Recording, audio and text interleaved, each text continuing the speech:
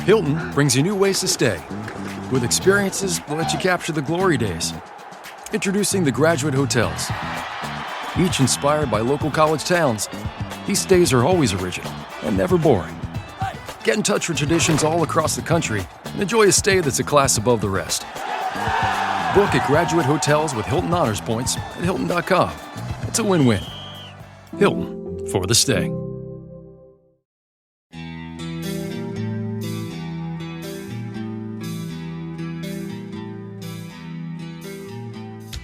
Bringing you an in-depth look at Penn State sports and more. This is the Steve Jones Show on News Radio 1070 WKOK. The Steve Jones Show is presented by Brewers Outlet, Sunbury Motor Company, and Purdy Insurance. Now from the Sunbury Motor Studio, here's Steve Jones. And the opening half hour brought to you by our good friends at Sunbury Motors, 4th Street in Sunbury. Sunbury Motors Kia, routes 11 and 15, Hummels Wharf. Online at sunburymotors.com. Ford, Kia, Hyundai, best in new inventory, great pre-owned inventory with the Sunbury Motors guarantee. Terrific service department, whether it's quick lane, inspections, routine, difficult, they handle it all at Sunbury Motors, 4th Street in Sunbury. Sunbury Motors Kia, routes 11 and 15, Hummels Wharf, and online at sunburymotors.com. And as always, a pleasure and a privilege to talk with John Perrotto. John, welcome back. It's great to have you with us. Good to be with you, Steve. Thanks. Well, Thanks for having me. Is there any franchise that has more bizarre off-the-field happenings than the Pirates, between covering up 21s, getting rid of bricks, the tragedy with the person that fell out of the stands? I mean, this is all in a month. Yeah. And, you know, some of us were talking about that yesterday, some of the guys that cover the team and the writers, and it was, we said that. It seems like it's like there already be some pepper. There's been so much going on in the season, so many off-the-field controversies, you feel like it's enough to fill a whole season instead of 1 month. Yeah, I mean it's bizarre. I mean, let me ask you this. I always refer to this, John, as management by walking around. And if you can walk around whatever business it happens to be, you can get a feel for what the culture is, what people think. So they cover up the 21, which I know they had. It actually had not been up there long than people realize. And then the part with the bricks. What are they missing in terms of like the mindset of the Pirate fan that just by walking around they could have figured out? Well, there's a real disconnect, Steve. I mean, you have an owner who's, I don't want to say reclusive, but he lacks social skills. I mean, I'm going to be just totally blunt about it. The guy that doesn't have interpersonal skills. He's very awkward socially. And he's not the type of guy who's going to go out and glad hand people and shake hands and everything. And he has a club president, Travis Williams, who is the same way. So they don't have that public relations sense of, hey, let's go out and meet with the fans, or let's just show our face, like in the concourse or something now and again, and make people feel like we're there for you. We're there to hear what you have to say. And then, like I said, it's a real disconnect. And their public relations is awful. They have no sense of what people here think like. And I know I've had arguments with, I would say discussions, but they've actually turned into arguments with some of the public relations executives of the Pirates who think that I'm too hard on the organization. And I tell them over and over, I said, you don't know your audience. You don't. I said, right. That's why I write a lot of what I write is because I said, you've taken no time or taken any initiative to really get to know what your fans are like, for what they think, for what they want. And I know, and I'm talking about beyond, say, they want a team that wins the World Series. I mean, every fan base wants that. Right. But I mean, just how they think, how they are, what they expect from people, and the Pirates just have no sense of that at all. And the thing is, I mean, this ownership group's been in place Bob Nutting for 17 years now. This isn't like, well, we're still kind of feeling our way along here. Give us, be patient with us. This has been 17 years. Yeah, I'll start with the Clemente thing. This has nothing to do at all with Surfside. I mean, they're the ones that bought the spot, but it has nothing to do with them. What I mean by walking around the ballpark, if you just walk around the ballpark, John, how many 21 jerseys do you see from fans, by the way, that never saw him play? Yeah. Oh, I know. You see kids. You see like 10-year-old kids wearing a Clemente jersey, and Roberto's been gone 52 years. Yeah. He died on, the New Year's Eve of 72. And even like you see Stargell jerseys. And Willie has been gone. He passed away in 2000. His last year was 83 as a player. So, I mean, here's guys that other than Skeens and maybe Cruz, but other than Paul Skeens jerseys, and this is an unscientific poll, but I would say you see as many Clemente jerseys as Skeens jerseys, and you see more Stargell jerseys than any other active player besides Skeens. Right. And that's and you're talking about two guys that didn't even play in this millennium. Right. And that's my point about management by walking around. If you walk around the ballpark, I mean, you don't have to make yourself known. Just walk around. And you'll see, hey, hold on. We got to make sure that we keep that spot the way it is because it's sensitive. I mean, that's just by walking around, you would have known that, right? The bricks part, I know this is the third time they've replaced them, John. I understand that. Yeah. But now I think in the end they bounce back on it. But like offer the brick to the people, we're going to replace them, and then offer it to the people that bought them. I mean, it's a great public relations thing for a group that needs public relations. Exactly. I was in Cleveland a week ago yesterday for some stories for some of the other outlets I work for, and I was talking to the head of their public relations department, and he said, we went through the same thing here at Progressive Field. Of course, it was Jacobs Field when it opened back in the mid-'90s. Yep. He said, we had to dig the bricks out. It just, over time and the elements and everything, they started to crack. He said, but we offered the bricks back to the people. He said, and about 90% of the people wanted them back, and they were happy that we offered it. Yes. And that's where the Pirates. And I mean, this one's personal to me, Steve. My mother, who's also now gone, my father passed in '91, and he was a big baseball fan, and the Pirates were his favorite team. And we bought a brick to commemorate him when PNC Park opened. And then I'm watching the news and I'm seeing that the bricks are in a landfill somewhere, and it's like, you got to be kidding me! Like, there's so much sentimental value, and I'm not just saying for me, but you take me and multiply it by 30 or 40 or 50, and I mean, it's just like, it was sobering, and I mean, that's the other stuff they do. It's just business to me. They don't want to spend money. Yeah. That's their business. I don't like it. But that become personal, and that really that hurt. I know a lot of other fans who were in contact with me who said the same thing. It's like, this really, really hurt. Yeah, no question. So, John, now the fan that fell out of the stands, I understand he's doing better. I mean, how horrific was that when it happened? Well, it was really, scary at the time. I don't think a whole lot of people in the ballpark actually saw him fall, except people sitting out, in the right field stands, because McCutcheon had hit a double, and it was kind of an odd play where Dansby Swanson, the shortstop, dove to stop it, and it hit off his leg, and it ricocheted into right center field. Yep. So, and there were a couple runners on base that scored at the same time. And I think everybody was watching the play, so not too many people actually saw the poor kid fall out of the stands.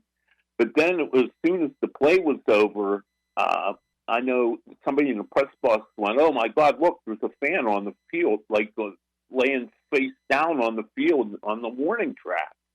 And so at first, like, nobody kind of understood what happened for a minute before it sunk in that a fan had toppled over the railing there and onto the stand, onto the field. And it was very, very sobering. And to be quite honest with you, I mean, he was motionless. He wasn't moving. And my initial reaction was the worst, to be honest. I didn't think he was going to make it. All right, so now the play on the field.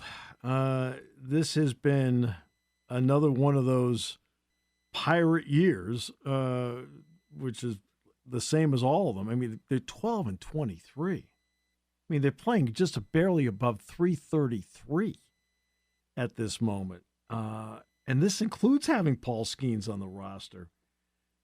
What's their level of play right now, in your opinion? Well, it's not only that they're losing Steve, and obviously they're not very good to have that record. It's how they're playing. I mean, it's the fundamental mistakes, the base running mistakes. They made two egregious base running mistakes yesterday. They had a guy picked off second and a guy easily thrown out at home trying to score on a ground ball to the third baseman. And just, you know, they allowed a double steal yesterday, and the pitcher never even looked the runners back, and the runners just took off. And it's just bad fundamental baseball. It's one thing if you just don't have as much talent as the other team, and the other team just beat you because they had better players. And I think that's obviously part of the Pirates' problem too.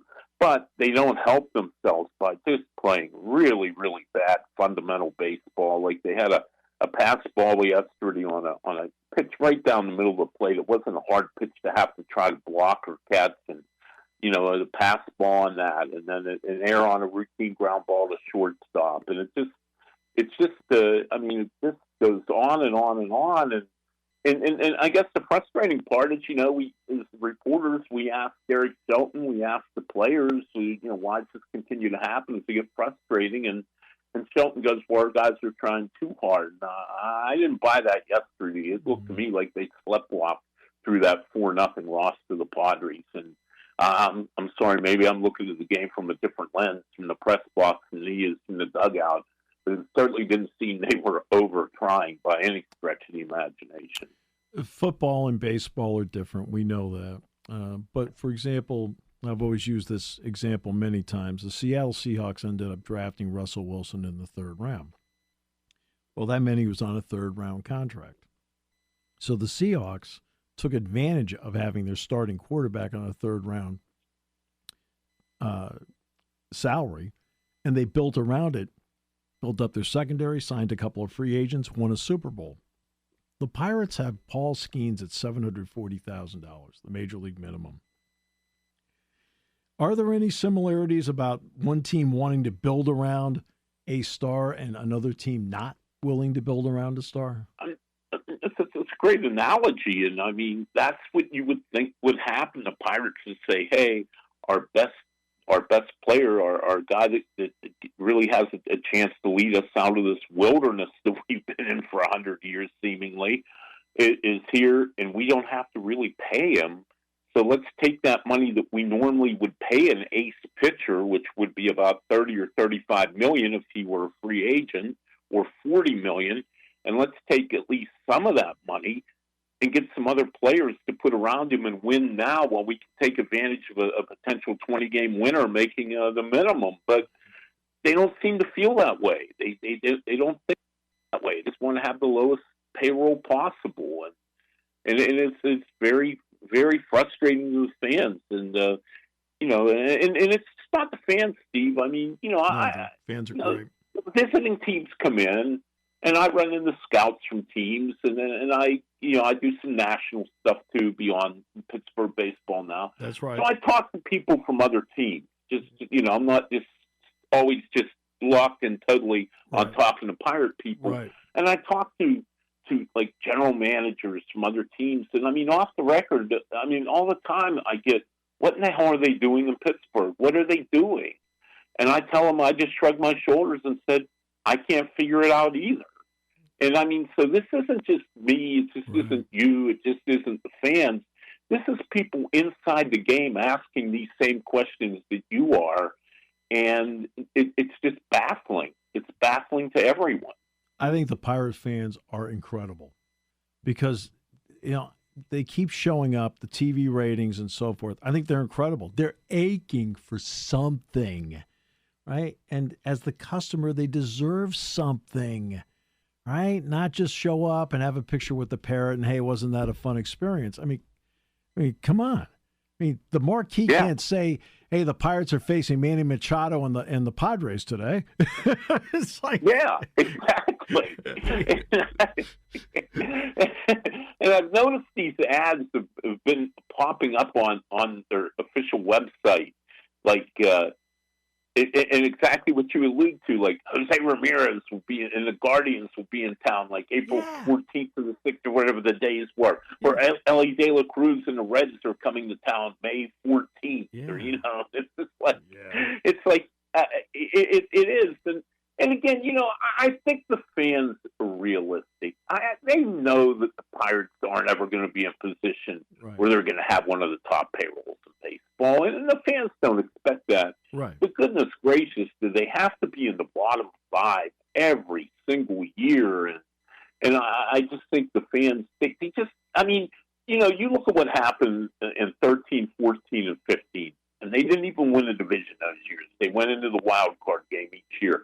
I mean, the place was packed on the weekends. Even during weeknights, they'd have 25, 30,000 people. Yep. So people, when people say, Pittsburgh's not a baseball city, it is a baseball city. Yes, it is. It also has smart fans that aren't going to go pay top dollar to watch garbage that's put on the field. And that's why they're not drawing this year. And, and I think the Pirates I think their ownership doesn't grasp that. I think they truly don't understand why they're not drawing more people.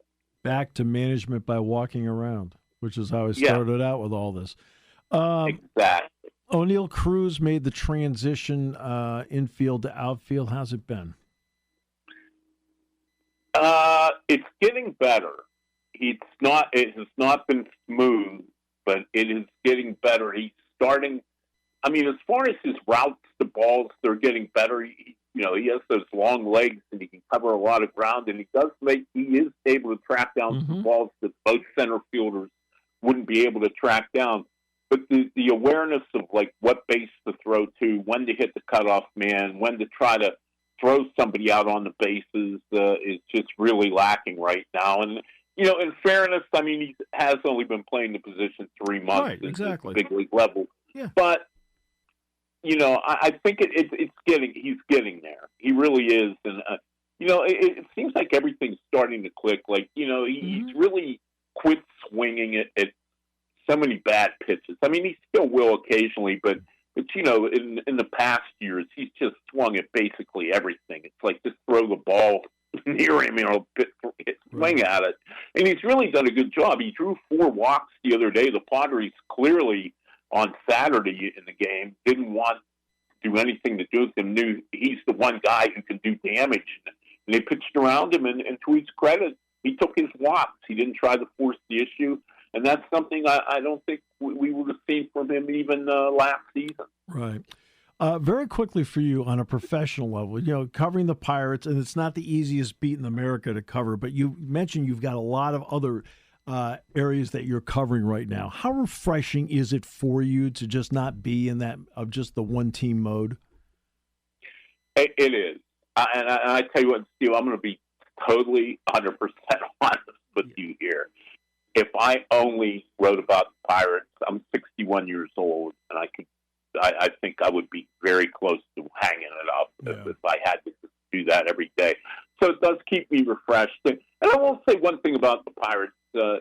I like Derek Shelton, and I like Ben Cherington as people. They've always been good to me. Yeah. Their players are good people. They don't really have any really bad guys in their clubhouse. So that helps. Even when they're losing, at least you know that you're dealing with decent quality people. Right. But yeah, just the same thing over and over and over again really, really wears you out. And it is nice to take a little respite and write about like a Nick Pavetta or somebody like that for Forbes, just to take your mind off the Buccos for an hour or so. Yeah.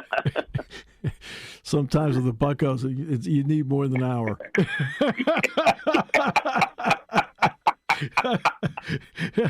Just in all honesty, John, you do fabulous work. I'm just glad that you're grinding away at it, and you got something else to at least talk about besides them, and appreciate it. And we will talk soon. And not only that, we'll talk soon. I'm going to talk about other teams with you soon. How about that? Okay, yeah, that's okay. Hey, whatever you want to do, I'm good with that. You know that, John. You're the best. Thanks so much, my friend. Appreciate you. You're welcome, Steve. Thanks for having me. The outstanding John Perrotto joining us today on the show. This half hour brought to you by Sunbury Motors, 4th Street in Sunbury. Sunbury Motors Kia, routes 11 and 15 in Hummel's Wharf, and online at sunburymotors.com on News Radio 1070 WKOK. Hi, this is Season. For over 100 years, the Purdy Insurance Agency has been protecting families and businesses of the greater Susquehanna Valley and beyond. With the experience of our trained and knowledgeable staff, you can rest assured that your needs will be evaluated and met by some of the industry's best representatives. No matter what your insurance needs are, call Purdy Insurance today at 570-286-5855. Visit our website at purdyinsurance.com or check us out on Facebook to see what we can do for you. There's something to be said about a sale with a handshake, a service technician who really knows what he's doing. They can explain it in English what the problem is. There's nothing better than having that friend you could trust in the area. That's Sunbury Motors, where you get selection, knowledgeable salespeople, and prices that fit your budget, and more important, that friend you can trust. Welcome to Sunbury Motors, Kia, Ford, and Hyundai. You could shop other dealers and compare prices, but at Sunbury Motors, you get their lowest price promise. They research the current used vehicle market and guarantee their used car prices are the lowest. If you find a lower price, Sunbury Motors will beat it. 3 dealers all in one. See their full new and pre-owned inventory at sunburymotors.com. Pick out a vehicle you like and schedule your test drive online. Follow them on Facebook. Sunbury Motors Ford and Hyundai, North 4th Street, Sunbury, and Sunbury Motors Kia, routes 11 and 15 in Hummel's Wharf.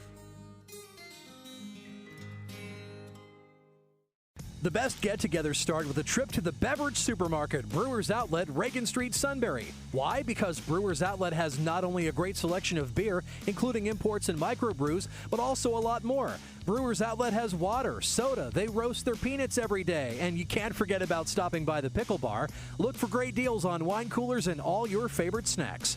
Before you enjoy those special times with family and friends, make your visit first to the beverage supermarket, Brewers Outlet, Reagan Street, Sunbury.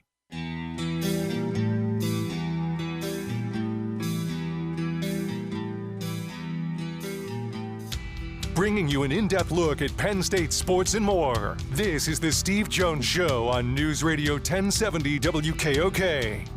The Steve Jones Show is presented by Purdy Insurance, Brewers Outlet, and Sunbury Motor Company. Now from the Sunbury Motor Studio, here's Steve Jones. This half hour being brought to you by our good friends at Brewers Outlet, Reagan Street in Sunbury, the beverage supermarket. Imports, domestics, microbrews, the best selection of beer anywhere. Wine coolers, water, soft drinks, lots and lots of snacks.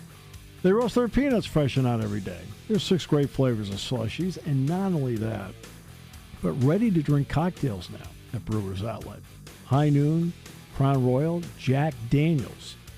And last but never least, the Pickle Bar. Led by the Barrels of the Dills. Indeed, second to none. All at Brewers Outlet, Reagan Street in Sunbury, the beverage supermarket. All right. I'll be talking a lot with the draft with so many different people. How about the perspective now from the Pittsburgh Steelers play-by-play voice, Rob King, and an opportunity now to bring him in and talk with him.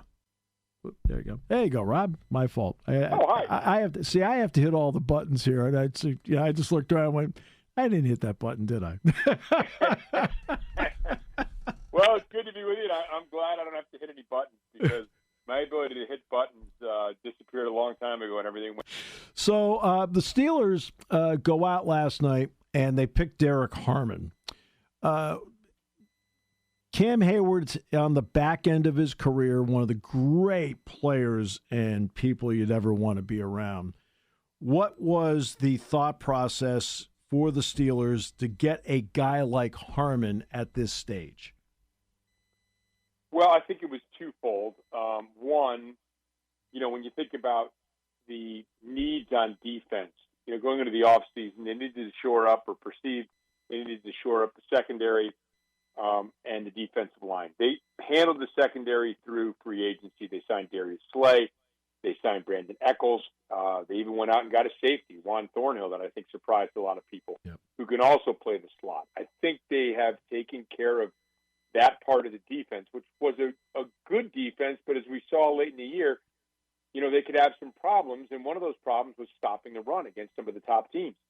And, when Cam Hayward was on the field for his 70% of the snaps or thereabouts, the Steelers were second in the NFL in yards per carry, number 2. When he wasn't on the field, they were dead last. So that tells you when you're playing AFC North football and you got Derrick Henry staring at you and Lamar Jackson, you had better be able to stop the run. And so I think Harmon not only gives you an eventual replacement to Cam Hayward, but gives you a guy, along with Keanu Benton, who I think they're going to push outside, the beginnings of a 3-man rotation that can handle the run when Cam is in there and handle the run when Cam is not in there. And also, they were quick to point out that of all the interior defensive linemen, Harmon was the one they considered to be the best pass rusher. Yeah. So he's an every down guy. He's not a guy you have to sub in and sub out. So I think they feel really good about the selection. I know there's a lot of attention, Steve, at quarterback. Look, I feel very strongly that if you don't think a quarterback can be a top 10 or 12 quarterback in the league, you're better off passing and moving on. It's a position in which an average quarterback doesn't win you a Super Bowl. So I think this was the right move. I know people are clamoring for a quarterback, but I thought it was a great selection. Well, I'll stick with Harmon for a moment, then we'll talk about the quarterback part of it. Harmon, to me, is a perfect example because based on my job, I've actually done a bunch of Derek Harmon games in my career between Michigan State and then, of course, the Big Ten championship game with Oregon.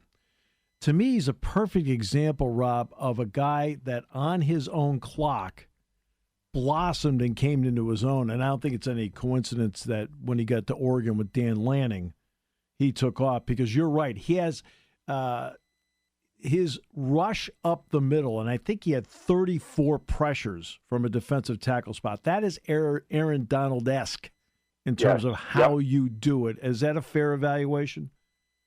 I think it was 10 more pressures than anybody else in the country at the interior defensive line position. So, yes, you're looking for a disruptor. I think that what we saw last year and what the Steelers have been trying to do since Andy Weidel came in, Omar Khan took over, is double down in the trenches. We saw what the Eagles could do with a big, massive offensive line and a great running back behind him. And then conversely, the kind of havoc they could wreak with the Chiefs. It was interesting. At some point during the game, somebody brought up the statistic that the Eagles hadn't blitzed yet. And I thought, that's impossible with all the pressure they put on Mahomes. But it was true. They were able to dominate up front with the guys that they had. Andy Weidel, of course, in the Steelers front office, had been with the Eagles, cut his teeth there, has been with the Steelers now for a couple of years. And he and Omar Khan are in lockstep on thinking that you better have those big guys up front on both sides of the line. Last couple of years, they drafted 5 offensive linemen.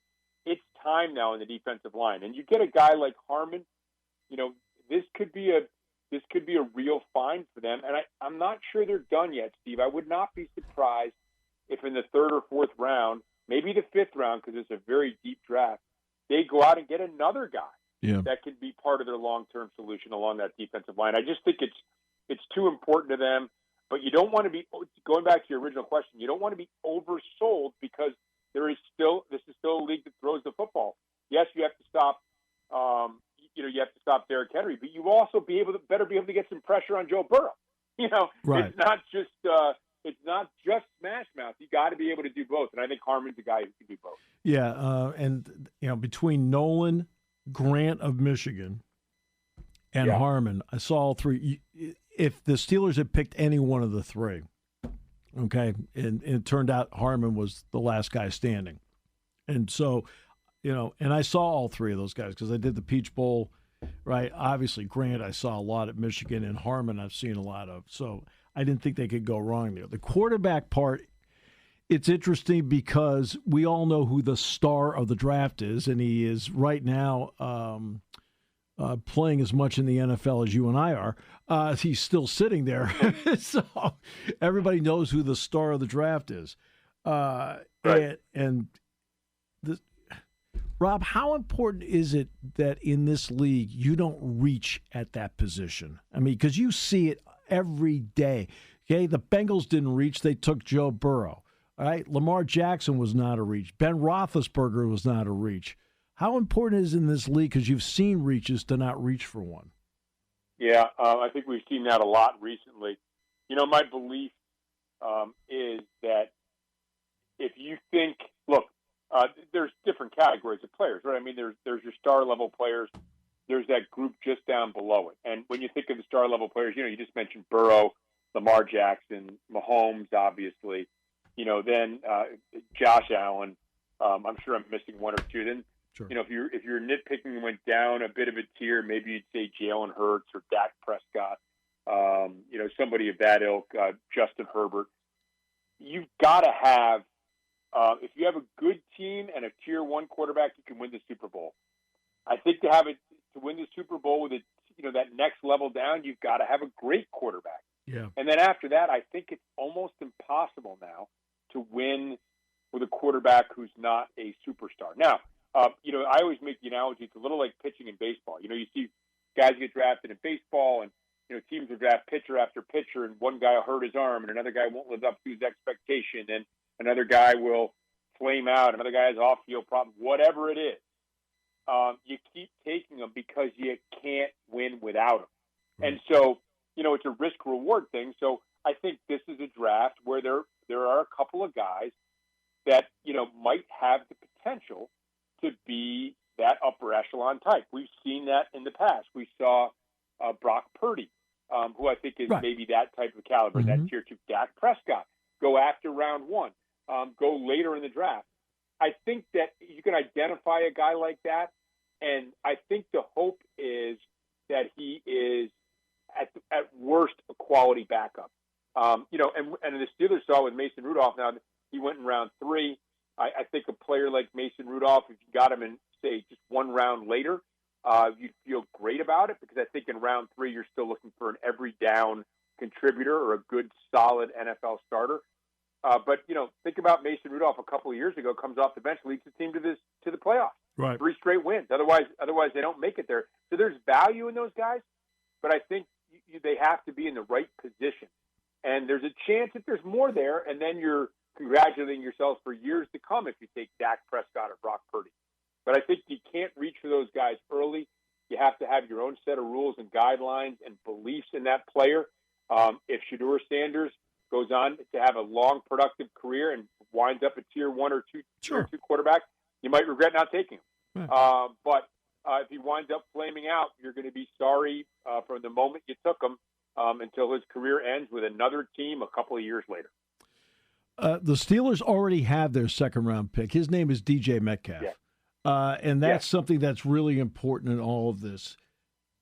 Give me your level of excitement as to what he can mean to whomever is quarterbacking this team and to the production they can get offensively, because obviously Fatano's going to be back on the offensive line. He's not going to just play one game this year.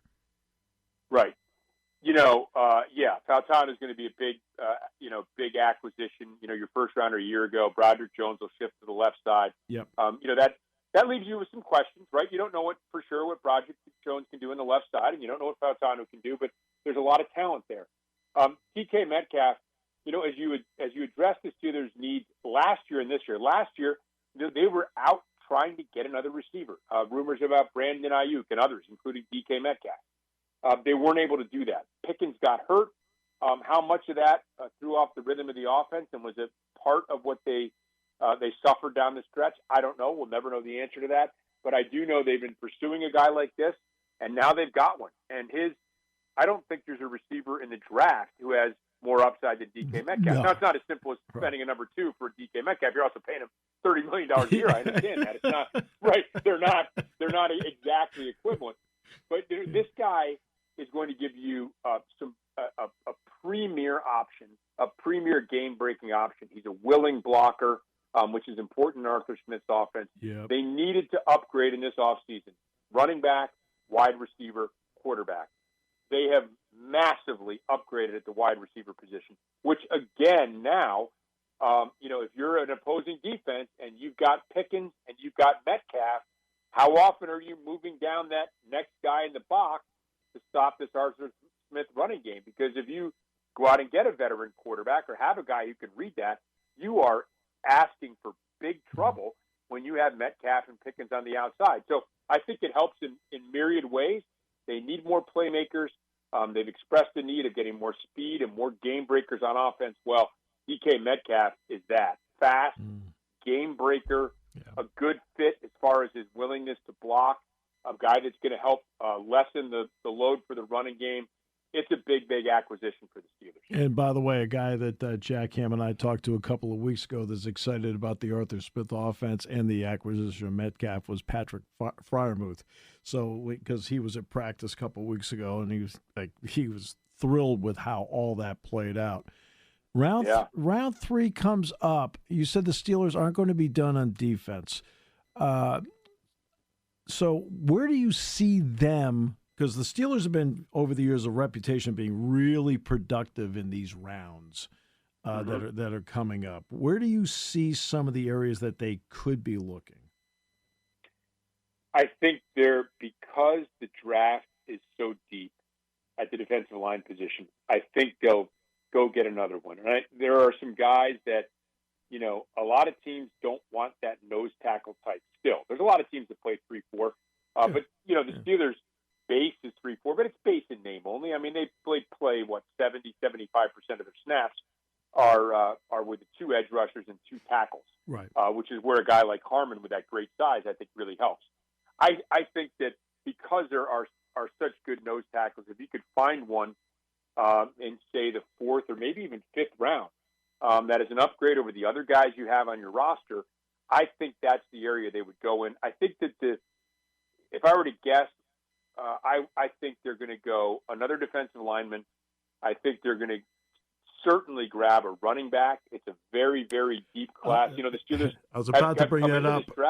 I was about to bring that up. Yeah, because I think there's going to be, by the middle of the second round tonight, I think you're going to start to see a run on running backs. I totally agree. And I think that it's such a deep draft. It's not by accident. Fans are pulling their hair about the quarterback position. Understandably so. You can't win without one. You can't win without a top quarterback. I think we've laid out that point. Yeah. But they're going into a draft that's really, really rich in 2 positions, which just happen to be, or maybe planning-wise, is where the Steelers most need help. And so I expect them to draft a running back. I expect them to dip into that deep defensive tackle draft again, grab another one of those. Yep. And then they may take a quarterback. I wouldn't be surprised if they took a guy, and again, everything's cost analysis. Is that guy there in the 3rd round, the 4th round, the 5th round? I think those 3 rounds will be running back, defensive tackle, quarterback in some order. And then I think they have the luxury of, in round 6 and 7, is there a guy that you really like? Do you use some of your draft picks from next year to move up and take a guy? Mm-hmm. Is there an offensive lineman, for example, as they continue to build through the trenches that you think, wow, we had a 3rd round grade on this guy. Maybe we trade up and get him, or maybe he's still there for you in the 6th round or what have you. So I think they're going to have the capacity to have a couple of quote unquote luxury picks because, their needs, in my opinion, aren't that great right now anymore. I mean, once you grab another defensive lineman and a running back, yes, again, it would still circle back to the quarterback, but it's not like they're going into the draft thinking, boy, we have to have an edge and we have to have a corner and we need a safety and we can use a receiver and we need a guard. Their needs are small, and I think they're well defined, and I think that that's going to benefit them. And I think that they've done a great job with that going back to Kevin Colbert many years ago of not feeling like you absolutely have to take a position in the draft, which gives you the flexibility to draft a good player regardless of position as you get into these middle and later rounds. And I'll say this, on paper, and it's only on paper, next year might be a deeper quarterback draft, and the Steelers might have the capital next year in bridging this year to then maybe cobble something together where they can strike some gold next year at quarterback. Yeah, I agree, and I do think you're right. And I think that, some of these teams that are rebuilding, if you've taken a quarterback within the last couple of years, and you're a team that still hasn't turned the corner, whether that team is Chicago or Carolina or Atlanta, for instance, and you haven't quite gotten there, you're still floundering a little bit, are you really going to pull the plug on a guy you just took a couple of years ago in the first round? Right. Or are you going to be amenable to a trade? Right. And the Steelers hopefully will go out, get an Aaron Rodgers or Kirk Cousins, get themselves back into the playoffs, maybe win a couple rounds. I was on the radio with Matt Williamson last night, who does a phenomenal job for people that cover the NFL draft. Check him out, Matt Williamson. Worked for ESPN, worked in the Browns front office for a year. I'm just so well informed. He was talking about how the Chiefs, I think they had a Alex Smith. They went on a deep playoff run, and the next year they were able to trade up to whatever it was, 10 or 11, and get Patrick Mahomes. Yeah. So you can trade up. It might cost you more than you're comfortable to paying, but when it comes to getting that franchise quarterback, if you think that's the guy, and you built the kind of team that I think the Steelers are building around that player, that sounds like a pretty good scenario to me to move up next year when you've got 5 or 6 guys. It may be a quarterback draft like last year, in which you have 5 or 6 guys that are worthy of going in the top, 12 or 15 picks. Rob, always a pleasure. I can't thank you enough for the time you gave us today. Steve, always a pleasure, my friend. Rob King, the outstanding play-by-play voice of the Pittsburgh Steelers. We will come back with more in a moment on News Radio 1070 WKOK, brought to you by Brewers Outlet.